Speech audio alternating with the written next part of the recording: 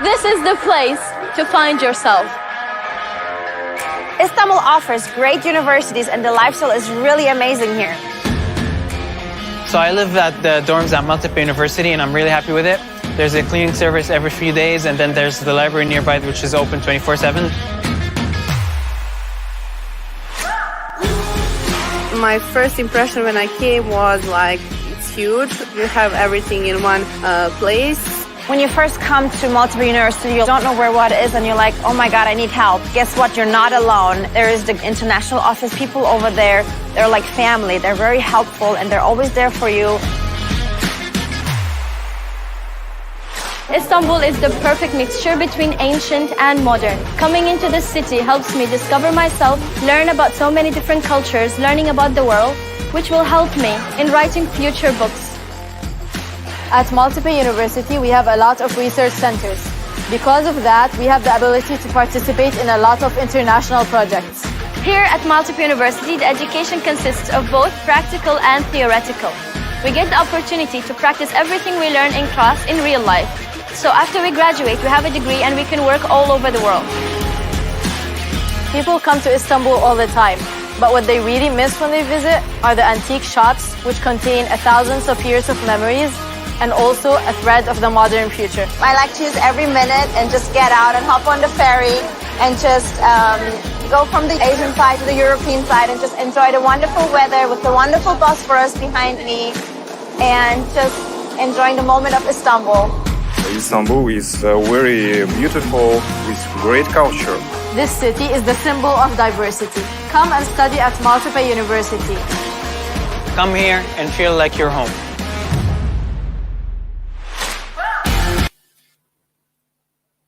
Hello, good afternoon everyone.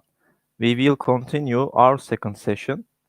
Now we start presenting with Mariam Popatse Tinatin Papikatsa about the role of advertising in business in a pandemic conditions. Thank you. Hello, everyone. Hello. Hello. I'm making a presentation about the role of advertising in a business in a pandemic condition. Mariam Popkhadze and Tinatin Pakadze. I don't have a computer and Tinatin will share the screen. Yes, I will share it now. Thank you for having a chance to participate in this conference. So I will share now my screen, our presentation. Give a moment.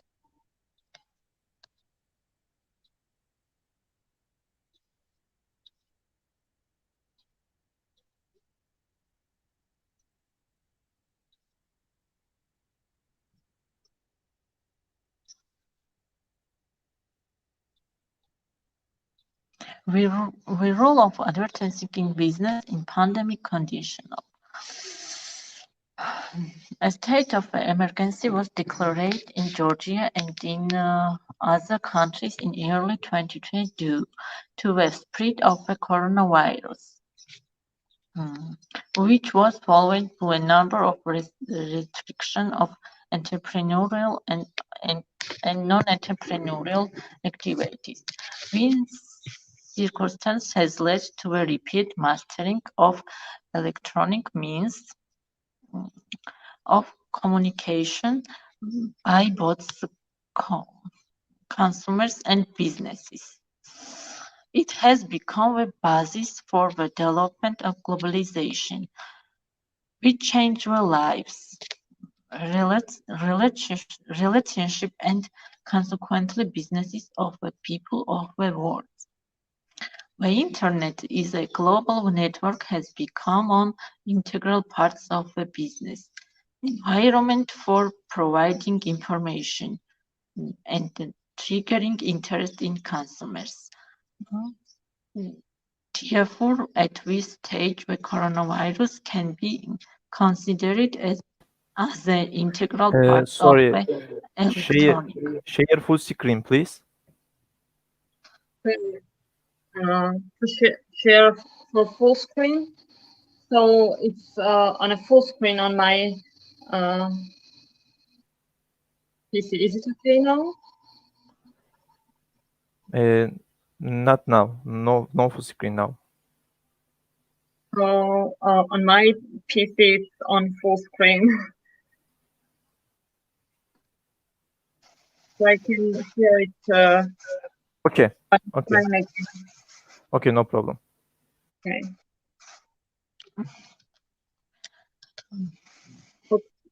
Please, Mariam, you can start again. Yes. Therefore, administrate the coronavirus can be considered as an integral part of the electronic and businesses environment in general. Companies use a variety of advertising campaigns to promote their business. Great attention is paid to online marketing tools such as social media, banners ads, video ads, blogs, YouTube, and more.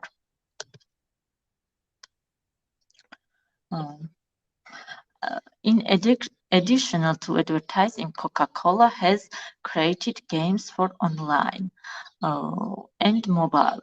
One of such games is Polar Bears. There's a rule of thumb in the advertising industry, that ad spend follow and rise or fall in GDP, or the last decide as the global GDP has risen 3.6% each year. The ad market has grown with it to around 646 billion used in 2018. The coronavirus, the ad market was forecast to grow to 865 billion used to 2024. Coronavirus has forced a rethink the pandemic has led to an immediately drop in advertising spending. First quarter data from published showed that years-on-years revenue in China was down 15%. Countries in Europe saw an average reduction of 9%. Germany and France fell 7% and 12% respectively. COVID-19 is a change consumers' behavior and therefore advertising. It's make little sentences for advertising to spend of media weight have an audience. As confinement measures were introduced around the world out of home and cinema. Advertising shrank almost instantly. Print advertising also fell. Advertisers have adapted to following consumers, which means prioritizing digital advertising. So Twitter asked a panel of people in the US who use Twitter how they think about advertising during COVID-19 to help us understand this better. 64% said brands should continue advertising products as normal. 52% agreed that seeing, hearing ads gives them a sense of normality.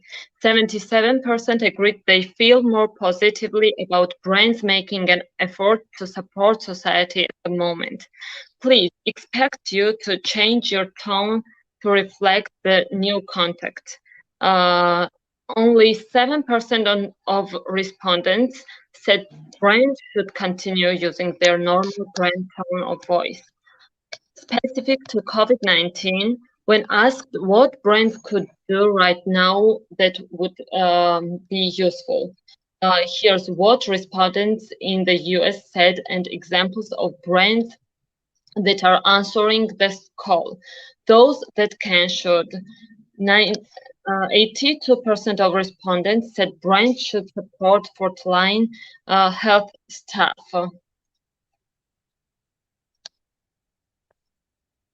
The COVID-19 pandemic increased the need for advertising. As COVID-19 spread quickly through the greater part of 2020, small businesses across many industries experienced the effects of the worst economic downturn since the Great Depression. Social media is certainly the most used advertising channel for small businesses, and that trend will continue into 2021 also. Facebook is the most popular social media platform for paid advertising. 66% of small businesses pay to advertise on Facebook compared to YouTube, 42%, Instagram, 41%, and other short-form video platforms like Snapchat or TikTok, 15% and 12%. Food delivery advertising amid the coronavirus pandemic. One of the areas of the US economy hit hardest by the coronavirus pandemic is the restaurant industry, which with dine-in restaurants ordered shut in much of the nation, and nearly 90% of the US population told to shelter in place. Many restaurants are relying on food delivery and takeout orders from homebound concentrated consumers. Food delivery advertisers have stepped up their effort considerably amid the pandemic. So here we can see the a statistic for it. So also today the most recognized advertisement in the world is maskwear recommendation. Around 70% people wear face masks, and this increased the demand for face masks, and this increased face masks business, of course. So here is a statistic for reusable face mask market size by materials. Materials are cotton, nylon, and others. Thank you.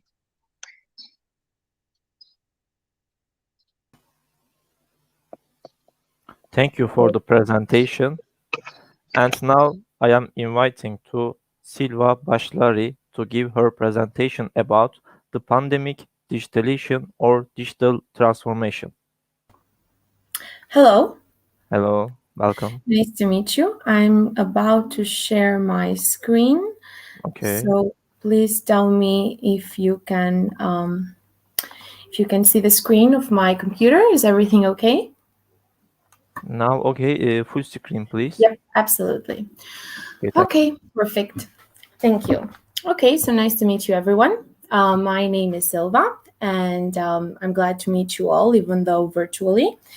The topic I have chosen to discuss for the purposes of this Congress is whether the pandemic caused digitalization or digital transformation. So a little bit about me. I am from the Mediterranean University of Albania, which is located in Tirana. And for those of you who don't know, it's the capital of Albania. And I'm finishing my bachelor's in business informatics. So why should we go down the journey of actually figuring out the exact terminology for what the pandemic caused? I mean, we all know that something changed, right? For example, right now we're having this conference online, whereas normally we would have it in person. So something has changed, and some changes have occurred in terms of how businesses, schools, governments approach their conduct in terms of the digital space. So why should we bother going down the journey of semantics? Well, for that, I'm going to present to you a quote from Orwell, almost 100 years ago, actually, in his essay, Politics and the English Language. He mentioned, if thought corrupts language, language can also corrupt thought. So what does this infer? Well, the terms that we use, the language that we use, can shape the way we think just as much as our thinking shapes our language. So maybe not to people in academia who may have an in-depth knowledge about specific things in their field of expertise, but to other people, when you tell them that, oh, digital transformation occurred during the pandemic, right? It comes off as something really cool and extreme. And actually, there is a hype going around these days. I've read a variety of articles, like the pandemic did a digital transformation to our world, or did this and that. So there is a loose approach these days in terms of terminology. And that's why the way that we are going to define the terms together, I'm going to base it from a pre-pandemic research. So the three terms that we will be looking at together will be digitization, digitalization, and digital transformation, right? So these will be the three terms that we will be discussing. And hopefully by the end of this presentation, I will have convinced you on choosing one and sticking to that one when you try to describe the pandemic from this aspect, right? So let's start. As I mentioned, it is a pre-pandemic research that I have used to do my theoretical research. And back in 2012, digitization was described as the encoding of analog information into a digital format, so into zeros and ones, such that computers can store, process, transmit such information. So what does that mean exactly? Well, if you remember, maybe 20, 30 years ago, if you had a document, then maybe you had a physical document, right? So a lot of businesses maybe were keeping physical accounts. They were writing their accounting down by hand, whereas now almost everything is digitalized. So you take an entity from a physical one and you transform it into a digital one. You just shift it, but the document remains the same. I mean, of course, maybe the fonts are prettier. So if I were to write this presentation by hand, definitely it would be uglier. My handwriting is horrible, but the idea is still the same, right? So you take a physical entity, you transform it into a digital one, and there you go, you have digitization. Digitalization, on the other hand, describes how IT or digital technologies can be used to alter existing business processes. So, for example, the creation of new online or mobile communication channels which change traditional firm customer relations. So, the key word here seems to be business processes, right? So for example, what could be a business process? Well, meeting even in itself is a business process, or the marketing is a process in itself. All of these during the pandemic, we can surely say that have been digitalized. We're having this conference online right now, whereas normally we would definitely be having it in person, you know, like being in a conference room and all of that.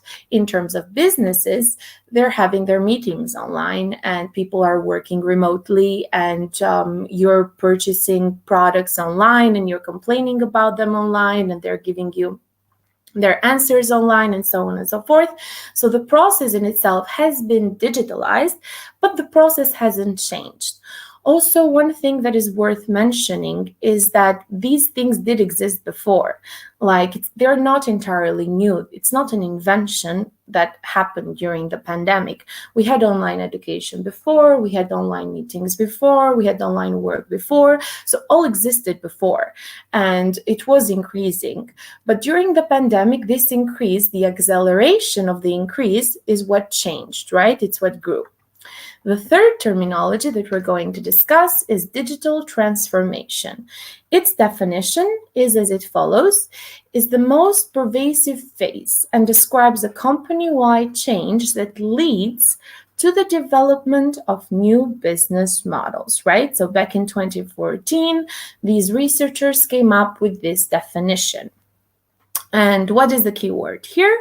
New business models, right? So entirely new business models. We will get back to that a little bit later to describe what can be perceived as an entirely new business model. But for the moment, you can think of them in terms of stages, right? So in terms of phases that companies, governments, even the society does go through. It goes from digitization, so you started maybe depends on where you live, but let's say about 30, 40 years ago, you started from having physical documents and getting them digital, and then you started to digitalize processes, and then it's the digitalization and the transformation of the entire business model, and sometimes the creation of whole new industries. So these can be thought in terms of stages, right? Now, when we have to decide and to pick a word that we're going to use to describe the pandemic, most people easily can just cross out digitization because that is obviously something that has happened even before. So the confusion seems to occur between digitalization and digital transformation. So how can we make up our minds on what actually occurred? Well, think of this.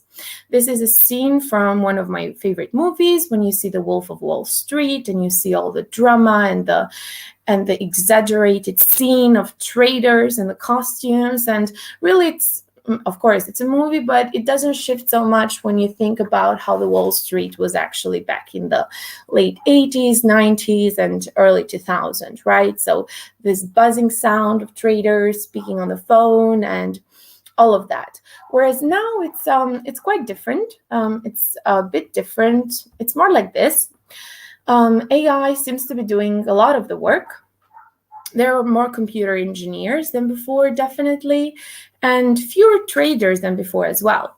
So let's say you're a company in Wall Street and your hiring policy, maybe about 30 years ago, would be to get Ivy League traders and students of finance for them to do the best predictions and to have the gut feeling, right? Now, that gut feeling is actually challenged by the predictions of artificial intelligence.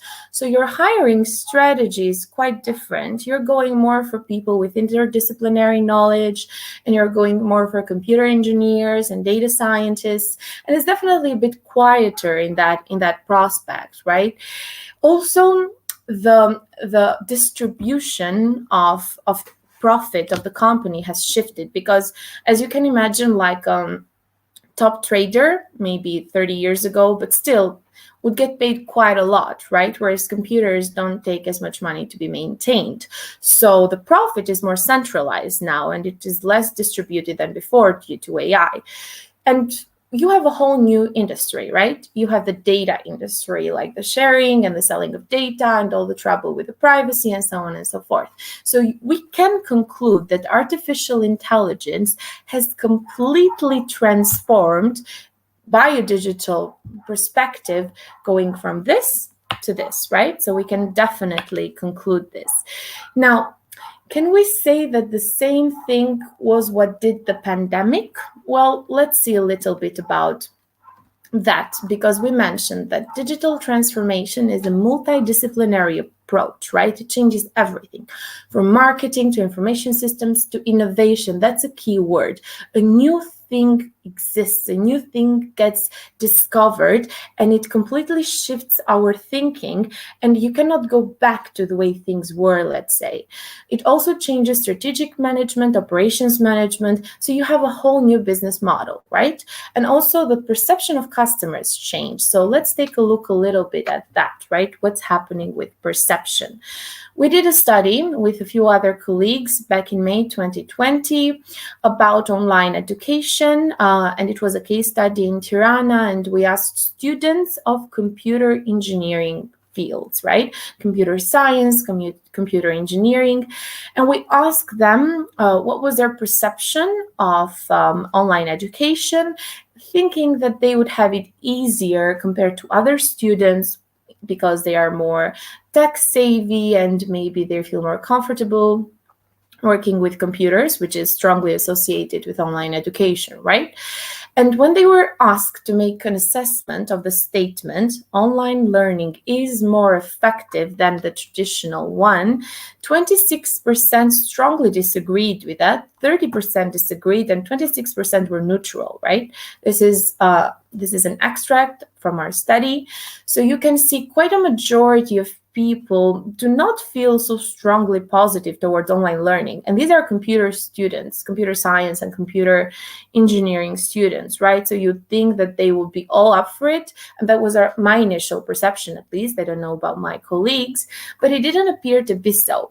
What about shopping? We recently conducted a survey. So this is not a paper. This was just a survey for the purposes of this Congress. We surveyed 1,500 young people of the ages 18 to 30, again in Tirana as a case study.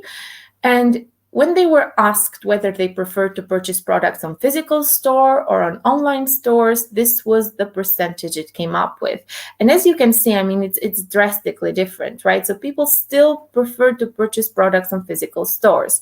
Now, this is happening in Tirana, of course, because this is where we conducted this case study. But think about it, like computer science students are more tech savvy maybe than other students. And youngsters are more maybe familiar with online technologies, and you'd think that they would be all up for online purchases and all of that. But it doesn't appear to be the case. So the perception hasn't really drastically changed, right?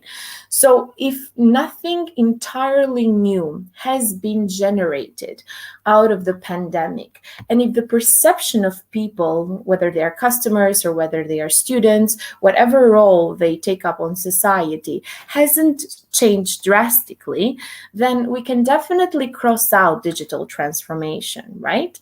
And we did cross out digitization at the very beginning. So we're left with digitalization. And that obviously did occur, but it wasn't either invented, right? It was just an acceleration. So some companies that were allowing people to work remotely are doing that now more often. And maybe some other companies are stating that even after the pandemic, some people may continue to do that. That's true. So that falls in the concept of digitalization, not of either of the other two concepts that we discussed together. Now, why should we do this, right? So why did we go down the journey of trying to understand which is which? Because it is important that we go to the third stage. It is important that we digitally transform our society, our businesses, our schools, companies, whatever that is. It will eventually occur. In my understanding, it's not occurring fast enough.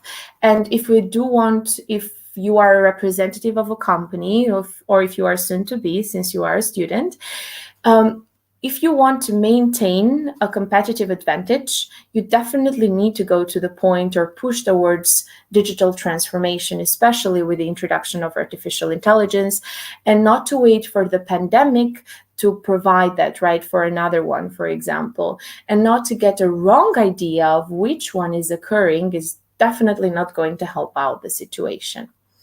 So thank you. That was my presentation, and it was a pleasure being here. Thank you. Thank you for the presentation. And now I am inviting to Rani, Melanie, Aldina, Vijaya to give her presentation about digital marketing acceleration as the response towards pandemic and changes in consumer buying behavior. Hello, thank you for the opportunity. I'll share my screen. Hello, okay.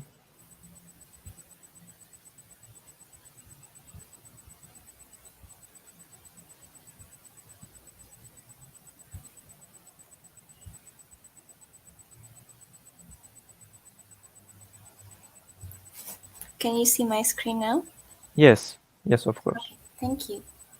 Hello everyone, my name is Rani, and today during this conference, I'll present about digital marketing acceleration as the response toward pandemics and changes in consumer buying behavior. We all know that pandemic affects people's life in significant way. From business perspective, it changed consumer habit. In the short run, It can affect their health, income, mobility, and jobs. But in the long run, it also changed the way they prioritize things and the way they consume goods and services. The change in consumer buying behavior and also pandemics related to lockdown or the encouragement for people to do activities at home might affect the business. Certain sectors might get affected more than others, such as hospitality business or travel business. Business that conducted offline also gets the huge impact. Usually, this type of business or companies are the one that still considered as small-medium enterprise. This condition affected their sales and profit. Other than that, there are external factors that they need to pay attention to, such as government regulation and recession. However, even though there are challenges during the pandemics, there is still opportunity for the company to thrive. Pandemic has accelerated the consumer habit to shop online, try new things online, and also connecting with others through digital platform. Combined with the time flexibility that people get nowadays, it can create high engagement when companies market their business digitally. It will benefit their brand awareness and also increase the sales.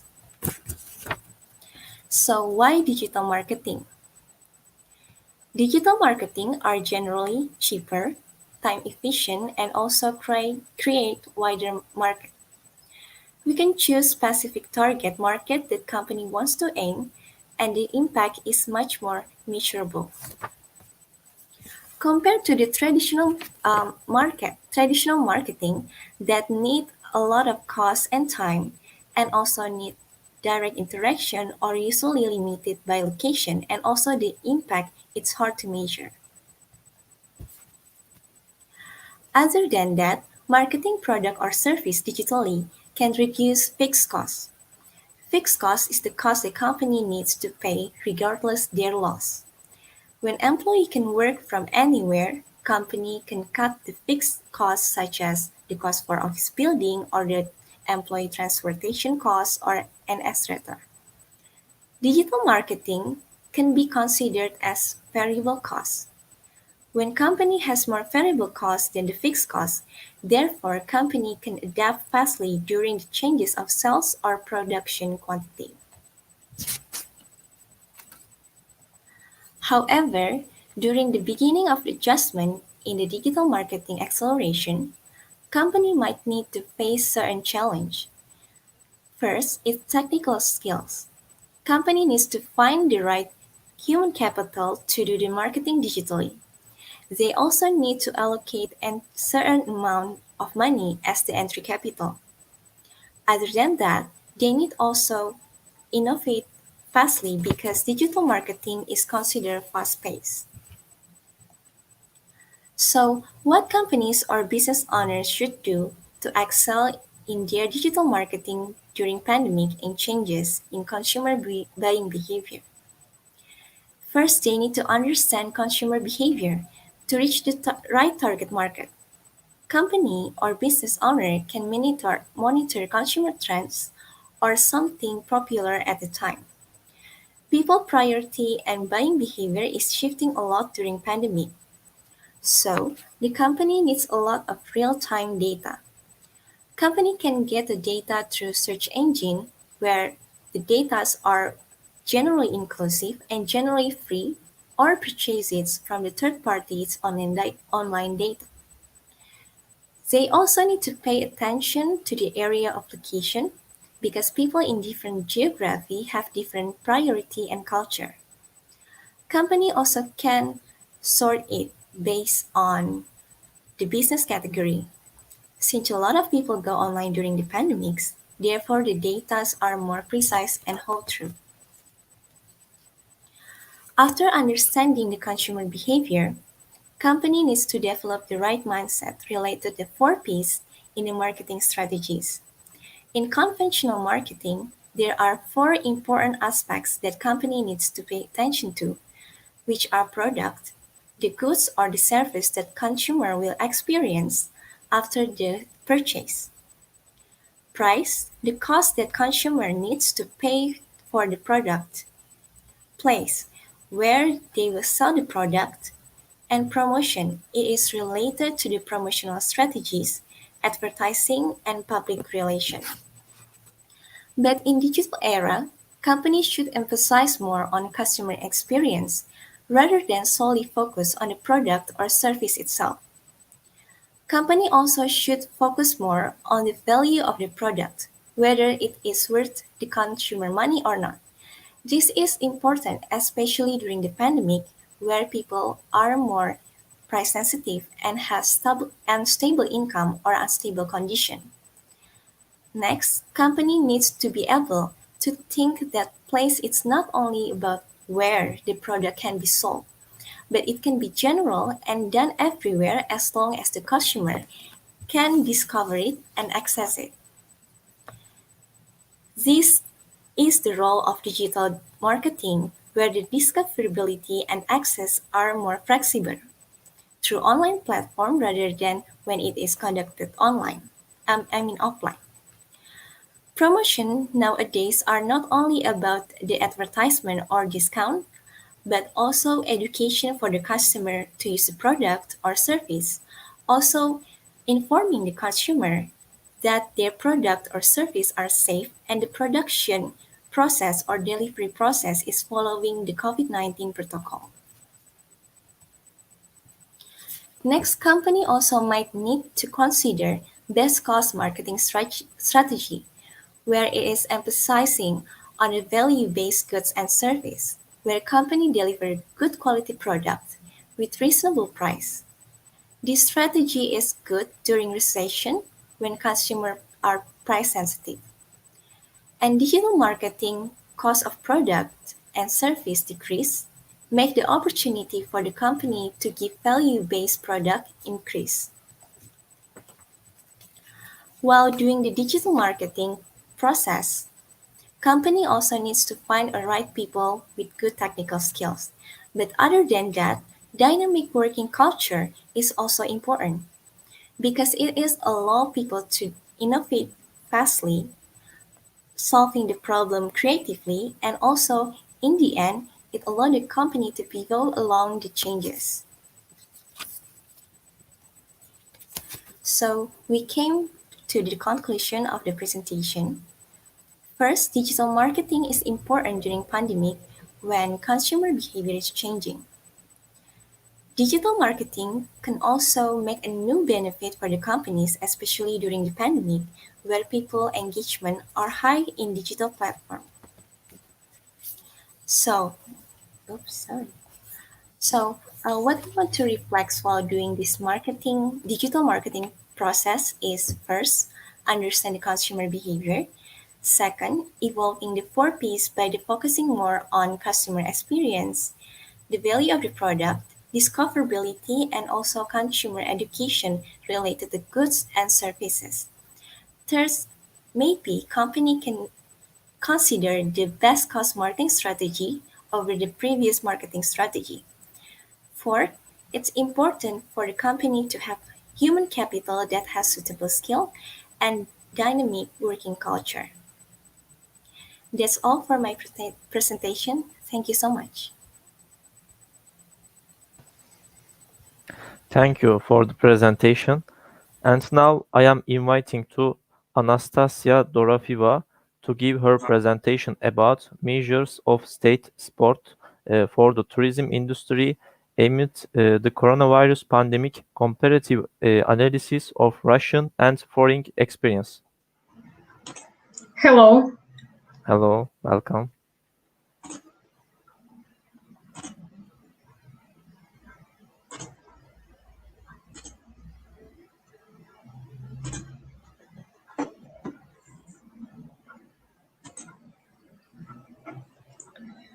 So my name is Nastasia, and it's an honor for me to take part in the Congress. I'm a second-year student at the Financial University under the government of the Russian Federation. And the topic of my presentation is measures of state support for the tourism industry amid the coronavirus pandemic, comparative analysis of Russian and foreign experience. So I'm going to develop 3 main points. Firstly, we will consider the main negative impacts of the pandemic on the global tourism sector. Secondly, we are going to characterize the current state of the Russian tourism sector in the context of the pandemic.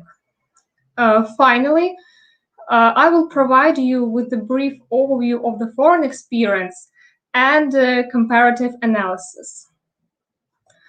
To begin with, the tourism industry is currently one of the sectors most affected by the coronavirus pandemic. In 2020, it suffered unprecedented losses, which will take years to recover. According to the World Tourism Organization, a total of 217 countries have imposed travel restrictions, and more than 100 million people have already lost their jobs. That would contribute to a $3 trillion decline in travel gross domestic product in 2020. However, it should be mentioned that before COVID-19, the global tourism sector had already experienced several global crises. Among them were, for example, the SARS outbreak in 2003, as well as the global economic crisis in 2008, the MERS syndrome in 2015, as well as the number of terrorist attacks. However, none of them led to a serious decline in the global tourism sector. But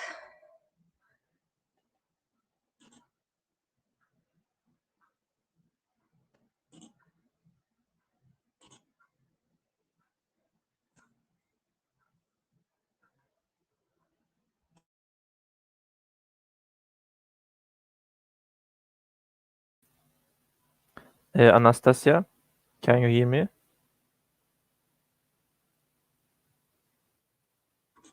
Oh, yes, I can hear you, but I have some problems. What's the problem?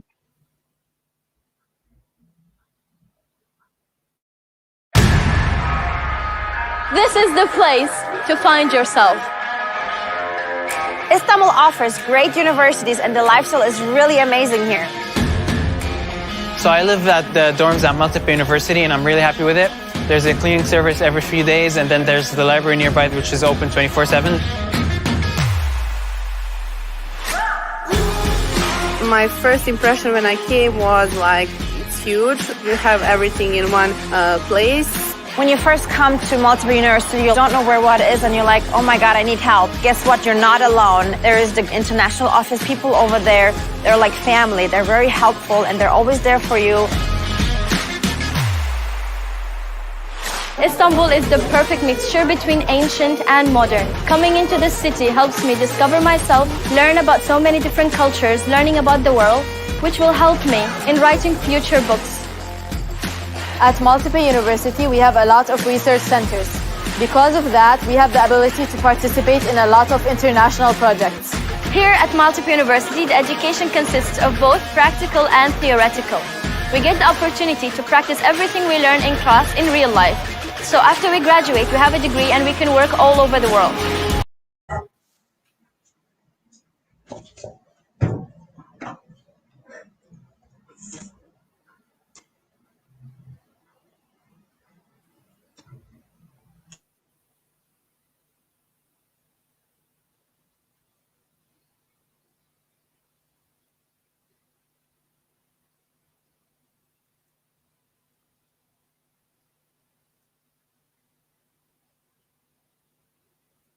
Thank you for the presentation, Anastasia.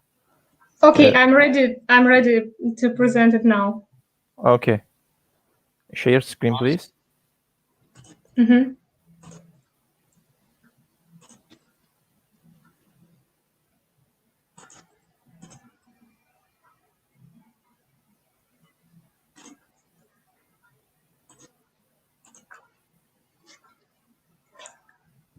Is it okay? Okay, thank you. Okay, if you don't mind, I will start from the very beginning. Hello, everyone. My name is Anastasia, and it's an honor for me to take part in the Congress. I'm a second-year student at the Financial University under the government of the Russian Federation. And the topic of my presentation is measures of state support for the tourism sector amid the coronavirus pandemic, comparative analysis of Russian and foreign experience. So the main points I'm going to develop are presented on the slide. Firstly, we will consider the main negative impacts on the pandemic of the global tourism sector, Secondly, I'm going to characterize the current state of the Russian tourism sector in the context of the pandemic. Thirdly, I will provide you with a brief overview of the foreign experience and comparative analysis. Well, to begin with, the global tourism sector is currently affected by the coronavirus pandemic. In 2020, it suffered unprecedented losses, which will take years to recover.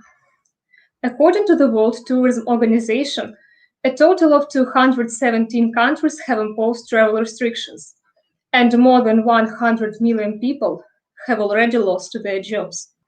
That would contribute to a $3 trillion decline in travel gross domestic product in 2020.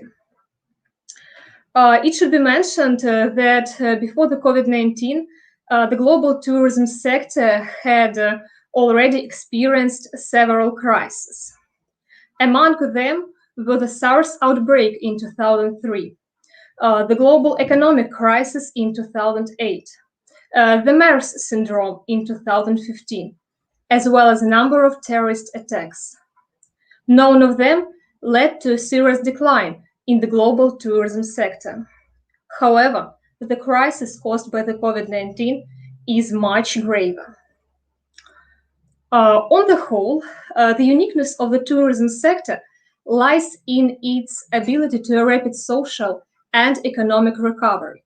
However, the majority of experts agree that the rate of recovery and the specifics of further functioning of the tourism sector depend on the timely implementation of state policy to support the sector. The paper aims to consider measures of state support for tourism industry in Russia and to conduct a comparative analysis of Russian and foreign experience. The actuality of the research lies in the fact that the economy of many countries and regions is highly dependent on the tourism sector revenues.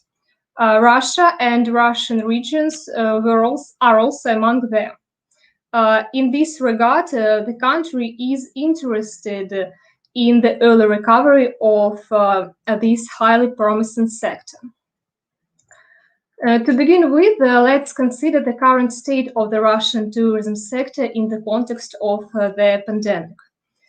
In the spring of 2020, due to the introduced epidemiological restrictions, sales in the Russian tourism sector fell by almost 100%. At the end of March, the Russian authorities introduced the closure of the borders. A self-isolation regime was introduced in the country. Despite the fact that these measures helped to flatten the curve, they also led to the total suspension of tourist activities in the country, threatened the existence of small tourist businesses, and also caused losses to large players in the Russian tourism market. The situation was aggravated by the fact that the Russian tourism sector is mainly represented by small and medium-sized businesses. The gradual recovery of the Russian tourism sector at the domestic level began in the early summer of 2020. However, a large number of restrictions related to tourism are still relevant. According to the decree of the government of the Russian Federation, tourism and hospitality industry were included in the list of industries most affected by the spread of the new coronavirus infection. The industries included in this list received the priority state support. According to the KPMG research, about 87% of Russian tourist companies applied to state for support in 2020. The following table depicts the most common and significant measures applied by the Russian government to support the tourism sector. Some of these measures are still in effect. Let's look at them in more detail. The right column represents foreign countries where the same or similar measures are taken. The Russian state support measures are as follows. Tax deferrals and reductions, subsidies for tour operators, airlines and shipping companies, as well as subsidies for carrying out measures to prevent new coronavirus infection. Cashback program, which provides cashback of 20% of the cost of a trip within Russia and helps to increase the tourist flow. Reimbursement of expenses for the tourist removal, and also supported to the Russians who are unable to return home. Credit deferrals and benefits, namely loans with a low interest rate and interest-free loans. Reimbursement at non-refundable rates, moratorium on tax and customs inspections, deferred lease payments for the use of state property, moratorium on bankruptcy, layoffs prevention, additional payments if the company maintains high level of employment, and other post-crisis measures aimed at restoring and developing domestic tourism. For example, subsidy in social tourism and establishment of grants for the development of certain types of tourism. Thus, as we can see, the measures of state support for the Russian tourism sector amid the coronavirus pandemic are very diverse. Despite the fact that the majority of them are of a monetary character. These measures cover all stakeholders, from tourist companies and related businesses to tourists. In addition, it can be concluded that the Russian authorities apply a standard set of measures, which are also taken in many foreign countries. However, there are also Russian unique measures, such as the Cashback Program. Firstly, this program received a wave of criticism. The reason for this was a wide list of conditions for participation. Among them were the minimum duration of the trip and the price of the tour, as well as the use of certain payment systems. It should be noted that the Russian government promptly responded to the complaints and proposed a new version of the program. Now there is no minimum cost of the tour, and the minimum duration of the trip was adjusted from 2 nights instead of 4. Let me now move on to a brief overview of the foreign experience. As already mentioned, in most foreign countries, the measures of state support for the tourism sector are similar to those in Russia.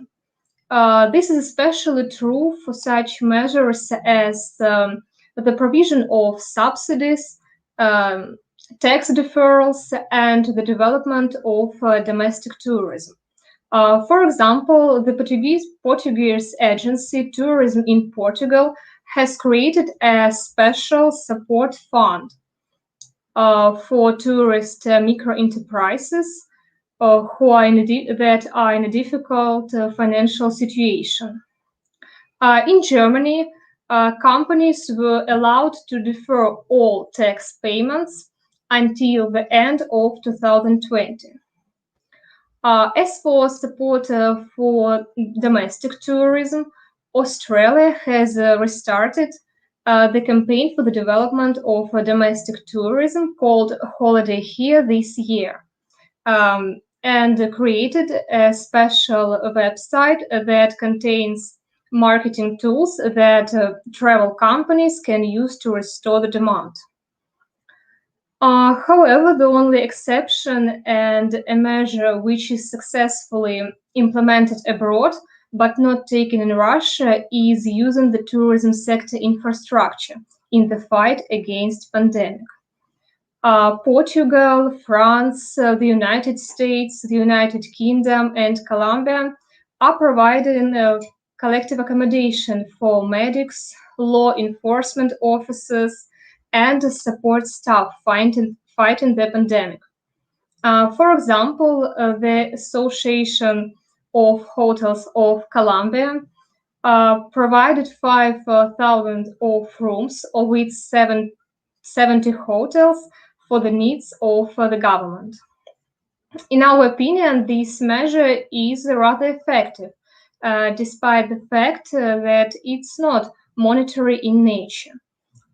Thanks to this, medics and law enforcement officers have the opportunity to leave their place of work for a while without endangering their family members. In addition, it helps hotels to maintain their activities in the absence of tourists and contributes to the preservation of employment. Despite the fact that as the infection rate decreases, and domestic tourism is restored, this measure is losing its relevance. Russia should take it into account. That brings me to my final part. And before I stop, let me run over the key points again. The coronavirus pandemic has undoubtedly been a heavy blow to the Russian and global tourism industry. To support and restore the sector, the Russian government has established a wide range of state support measures for tourism sector. The analysis of foreign experience has shown that Russia doesn't stay away from foreign countries in this indicator and also develops its own unique measures. Of course, the issue of state support for the tourism sector in Russia still has a room for perfection. However, it's important to note that the Russian government is actively responding to the opinion of citizens and is ready to change the original plans.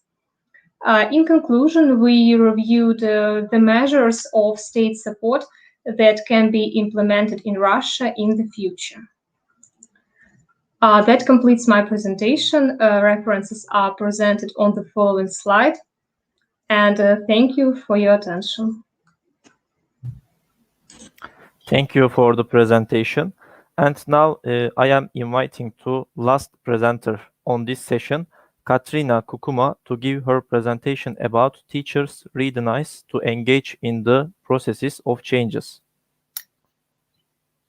Yes, hello. Hello, Thank welcome. you for invitation. And I really hope that you should see my screen, right? Yes, okay, thank you. Good, very good. So I am Katrina, I am the master student of University of Latvia, and I am doing my master thesis right now about teachers' readiness to engage in the process of change, and I will talk about it in my presentation. And my master thesis leader and also research reader is Rita Kiseljova from also University of Latvia. So when we talk about engagement, attachment, when we talk about involvement, What are these things? So I will give a small example. I think that all of us has been in several working places. So have you think or look at some of my colleagues and thought, he is very active in his work. Why he is loving this job so much? Why he has a better result than others? So this is something that might be connected with engagement as well. So, and changes is a part of modern society, and I think that education should change accordingly. And right now, I see that teachers are not valued enough as a resource how to implement successful changes, how to do reforms in education system.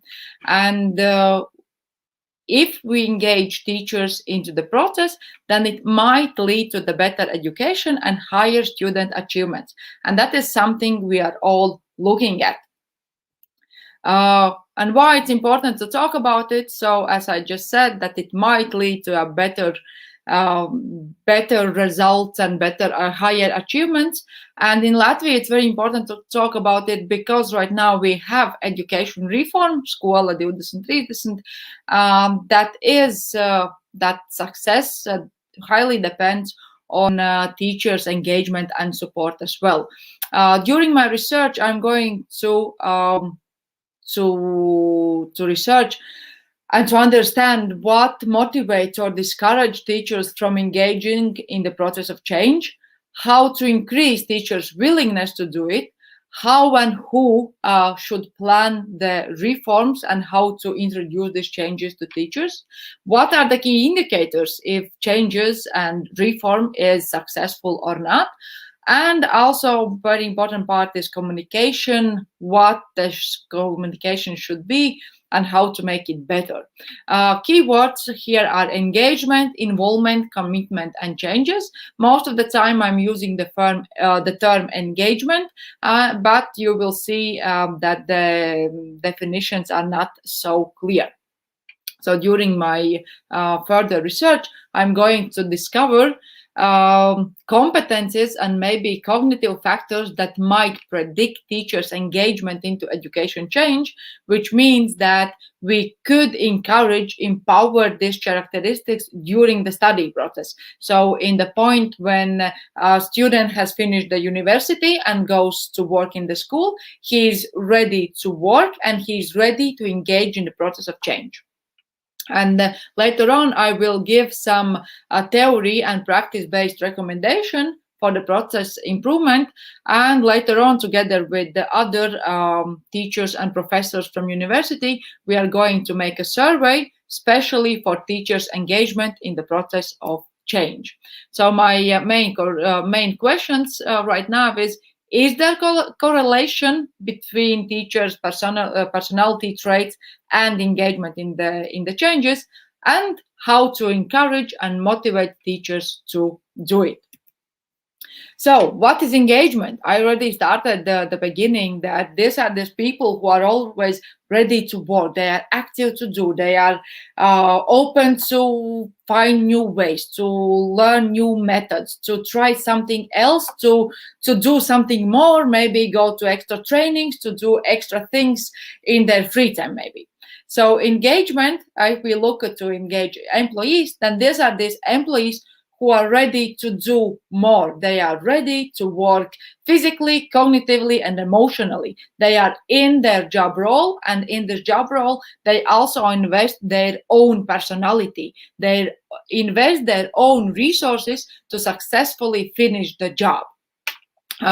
Engagement can be looked as psychological and affective state. It can be looked as a performance, and it can also be looked as attitude. Engagement is also connected with altruism and initiative. I will talk about it later on.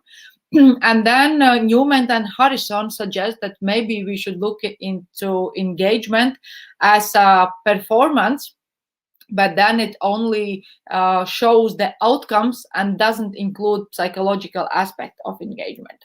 There are already several surveys how to measure that, and one of the possibilities that Maslach burnout inventory presents, that we can see engagement as an opposite construct of burnout. But later on, Schaufeli and Baker suggest that it is not the same, that it should be measured differently, because not being burnout doesn't mean that you are engaged, and vice versa. The main ingredients of engagement, the main keywords that comes up, if we talk about it, then it's energy, vigor, dedication to work, focus, and absorption.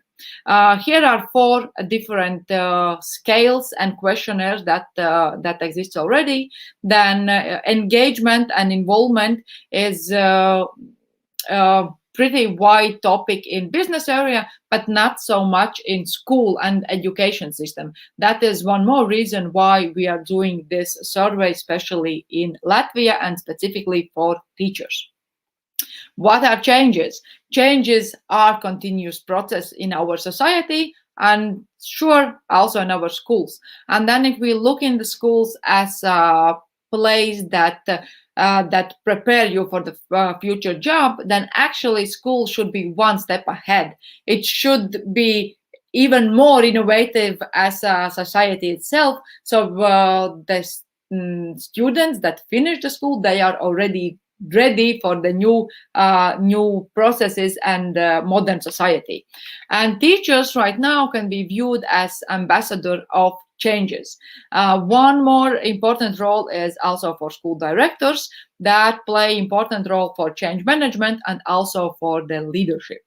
One more specific thing in education system is that quality measure is usually viewed as 0 mistakes, and teachers shows that they have fear of failure. They are fear of doing something else because they can make a mistake, and that is not a quality job anymore.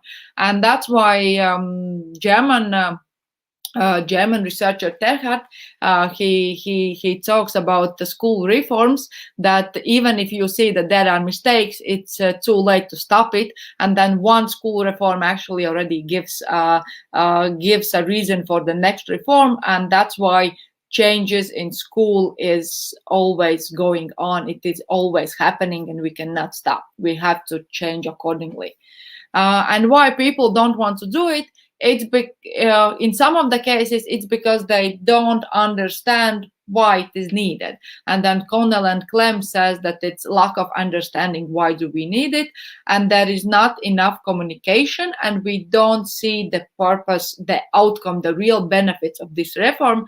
And Von Wavich, there was research in Thailand that specified this, that there is no clear outcome and no clear benefits, and that also does not motivate don't motivate the teachers to involve in this new process. What might help here is the theory of change that has 4 clear criteria, and then if the plan is valid, if you can do it, you can test it, and you know why it is important. So Connell and Clem connected together that you have a lack of understanding and unwillingness to do it, but then with the help of theory of change, that might help and might motivate people to engage more. One more interesting thing, that engagement might be connected with initiative, and here we can connect the dots, that persons, teachers, any other workers that are engaged, they have initiative, and they are ready to do something new, so theory of change might be defined as a theory that explains why people do it, why they want to do it, why they want to finish. So initiative, changes, and engagement is very connected keywords as well. So what I have done so far in my research, so I have done quality interviews and quality content analysis. So far I have done 7 interviews, and I'm continue to do it more. And all of the teachers answered the same 4 questions. Teachers were really diverse from different subjects, different schools, different genders. So to have as different opinions and different views as possible. And the biggest change right now, teachers, of course, they talk about online classes and working by a pandemic situation. But the second one, as I mentioned, that is education reform in Latvia. And that one is sometimes criticized for not having enough materials, not having enough support, and maybe a lack of planning. And again, this is the case where theory of change might help. What comes up during these interviews is that teachers would like to have clear instructions, clear goals, and clear tasks, what and why they are going to do. And motivation, there has to be thanks and appreciation as a word, as a handshake from the director, but there also might be motivation as a financial motivation, but that is only a short-term motivation. And support is needed in all kind of levels and fields. So what are my recommendations based on my research so far? So cooperation and communication in all of the levels and in all of the reform stages. So teachers should be engaged in this process already from the very beginning. You have to listen to their ideas and make them that you listen to them and they are heard and they can say their own ideas and have their own impact in this process. There is also a need for clear instructions and outcomes and very clear benefits, why we are going to do it, why it will be better for me, for my students, for my colleagues. There is need for different kind of support, and it's very important to have a professional leadership, to have a change management and the leader, the school leader who is leading that.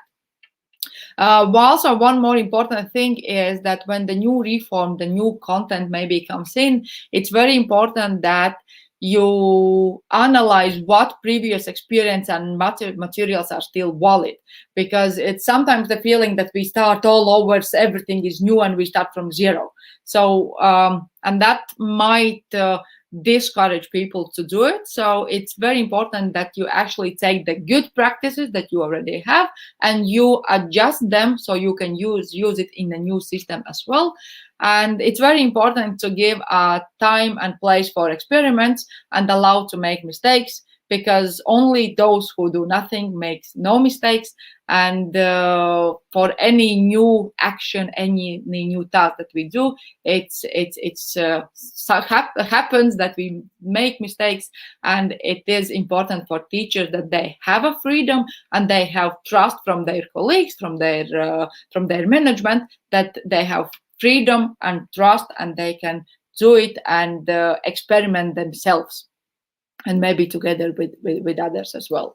So far what I'm going to do, so I'm going to continue my research, my master thesis in next half a year, and there will be this survey made, and later on with other researchers we are going to research convergent and divergent thinking correlation with this readiness to engage in the process of change.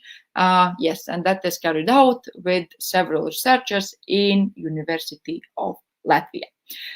Thank you for listening. There is a small tip on about my bibliography, but it's only the most important ones that I mentioned here. Thank you very much for your attention. Here is also my email. I am ready and open for questions or any other comments if you want to know more.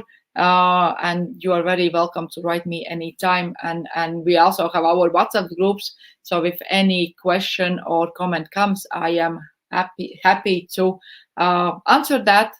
Thank you very much for your attention. Thank you for the presentation. I am finishing the second session of our Congress. We will take a break before the second session of our Congress. The break is until 3 p.m. Turkish time. Thank you for joining us. See you at session 3.